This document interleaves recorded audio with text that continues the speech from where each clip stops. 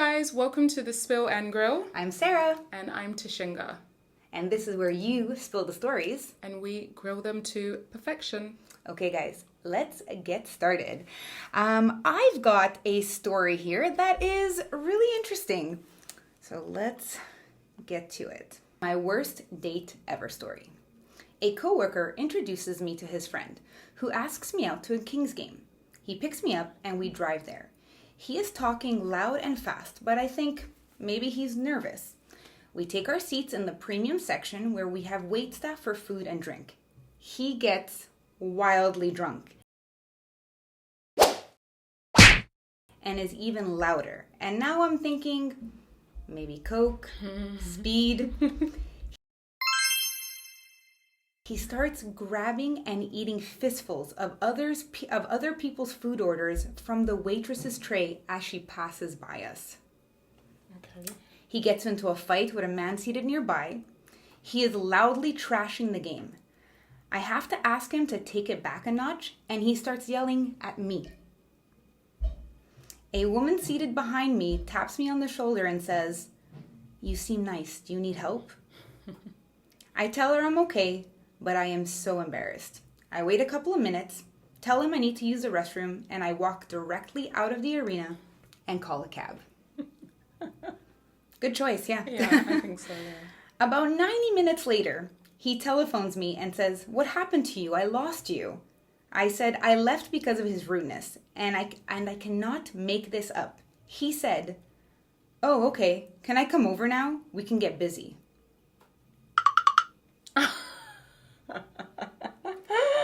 I hung up on him and locked all the doors. And that is my worst date ever story. Okay. This is why, like, when you go on a first date and you're drinking, like, you have to be so careful. Like, especially if you're heavily drinking. I understand people can get nervous. Right. And that's normal, but it reminds me of the story we spoke about when the woman got completely wasted and then she was peeing in the corner of the room. Oh my God. You know, and whether that was the first date or the second date, like, to get that completely wasted with someone you barely know, not even don't know, you barely know. No, I cannot. It's such a shame because I feel an atmosphere at a game, like whether it be a baseball game or American football, basketball, whatever it is supposed to be fun. It's such a cool date, actually. It's a good atmosphere. Yeah. But obviously his intentions were one thing and one thing only. Right. Because the fact that she left and then he's like, "Hey, where are you? We're going to get busy or not?" 90 minutes later. So he stayed for the entire game. Wow. Enjoyed it. I don't know if he enjoyed it because he was trash talking it. And then he's thinking, "Oh, I'm going to get some tonight." Yeah. And no. And then he just looked over and went, "Oh, she's not here." What? I mean, yeah, it's possible that he was doing some sort of drugs. Yes, for sure. Like the way she described it of how he was grabbing pieces of food off the waitress's as she's plate walking, like that's such animal behavior. Poor waitress. Yeah, and I think he was just had the munchies. Clearly, he had the munchies, so that's horrible. That's horrible. I wouldn't want to be seen with someone like that I was dating. No wonder the woman came and was like, "Do you need some help?" I would have been like, "Thank God." Yeah, I think I'd be that woman too. If I saw that yeah. happening right in front of me, I'd be like, "You need something?" I think I would gladly interject to help another woman in need. That's true, and I think that woman just had the intuition to be like, "Okay, something's not right here." And then, I mean, good for her that she left though, the girl. Yeah. I think it's good because maybe some people might feel obliged to stay, but get out of there, get out. And this is the easiest way to run out. If you're in a restaurant and the exit is one way and the toilet is the other way, it's hard to escape. But this is perfect because you've got to leave the game area to get to the bathroom or to get to the exit. So yeah, that's true. So just go home. yeah. Good for you for going home. That's. Oh my God, what an asshole. I know, yeah. In those kind of situations, there's not really much that can be done. Yeah. You can't speak to someone like this. Right. And it's too bad because first of all, depending if you're a sports fan or not, but going to games it can be a lot of fun. And they had the premium area where you do get served drinks and food. So it's an even better experience. That's true. And he ruined it for her. Yeah, that's true. That's very true. Oh yeah, the premium experience. That's such a shitty thing to happen. And he ruined it for other people too. He ruined it for the woman behind him. He ruined it for the guy he got into a fight with. The waitress must have been so frustrated. But imagine like you're on a date and then he gets into a fight with like someone. It's really awkward. Yeah. It's because it's like, yeah, I'm dating him or her. like okay, I understand that like things like recreational drugs make you feel better. I get that, especially if you're nervous. But there's no point in doing them if they're going to make you act like a fucking fool. That's true. That's very true. Like if the cocaine or the speed or the weed or whatever your poison of choice is makes you a better person during that date. Oh yeah, that's true. All right. True. Oh, I mean, I don't suggest it either way, but if it's going to make you act like a fucking idiot, what was the point? Because for me, I would never think of taking drugs before a date. If it's a first date or second date, like I've never done drugs. Like I would never think, oh, I'm going on a third date, Sarah. I'm just going to, do some lines of coke beforehand. Like for me, it makes no sense. I'm so nervous. Let me just even like bring myself even higher up. Exactly. With the nerves. I mean, the most I would ever do is probably like a tequila shot and that's it. Like to like really like calm myself down. But substances like hardcore drugs, I personally wouldn't for a date. This isn't your husband or your wife or your girlfriend that you've known for a very long time, but I mean, whatever. And he got wildly drunk. Sorry, didn't mean to interrupt you. No, it's okay. Oh, he got wildly drunk on top of doing drugs. So it looks like he may have been high on the way there, already high, and then got drunk during the game. So, well, I guess this is why it's good on the profiles that you create on like Tinder, Bumble, Hinge. They ask like, do you take drugs? Like, do you drink alcohol? Yeah. Is it sometimes, rarely, or a lot? Like, people are actually quite honest. I would ask as well. Like, if someone had written sometimes or yes, I'd ask how much, like, on the date. Right. And see how honest they would be. Yeah. And also for someone who doesn't drink or doesn't do any drugs. Exactly. It's good to weed out those people, 100%. Right? Weed out, literally. Yeah, exactly. Smoke them out. Literally. All right. Whoa. Okay. I'll do the next one. So guys, we are in a music studio, in case you don't know. So you might hear drums, you might hear music, some singing. It's just because we're in a music space. But yeah, that's it. Thank you. So just ignore that for now.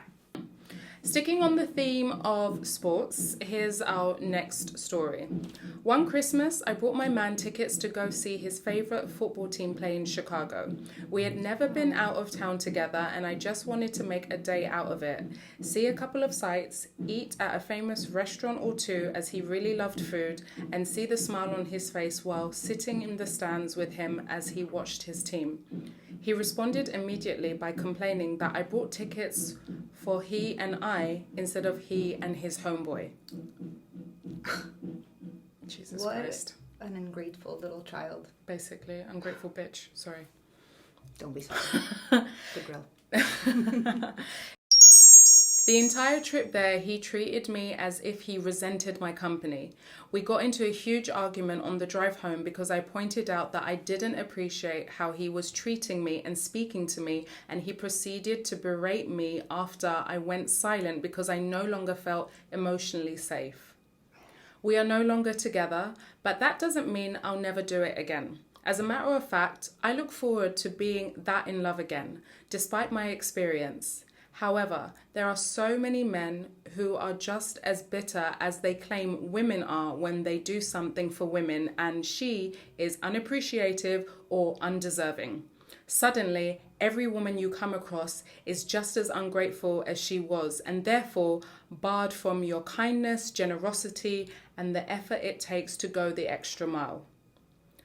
I say all that to say, both sexes are out here moving off hurt and unhealed trauma from childhood relationships, dating, etc. Instead of blaming each other for everything, how about we work on addressing our own issues and make sure we're putting out what we want back at all times, even if it's taken for granted. Relationships aren't meant to be a competition.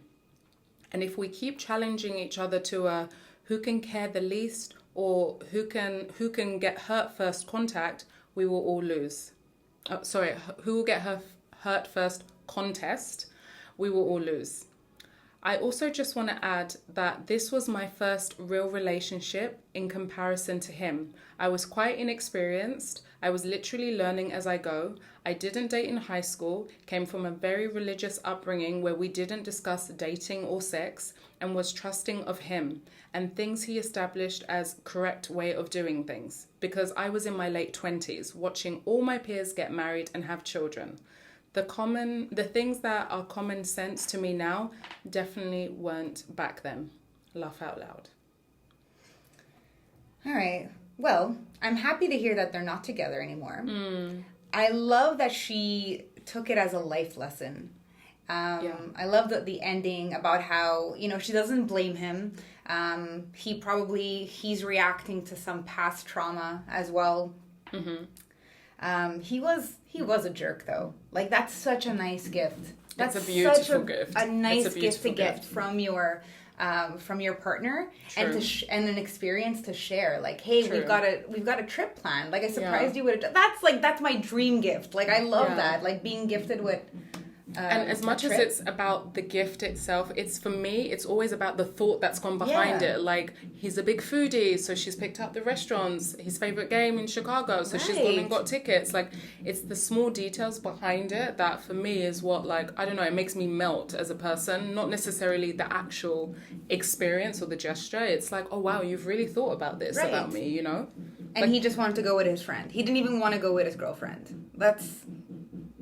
That's really sad, yeah. I do love it when she speaks about, however, there are so many men who are just as bitter and claim that women, when they're doing when they're doing something for women, is unappreciative or undeserving.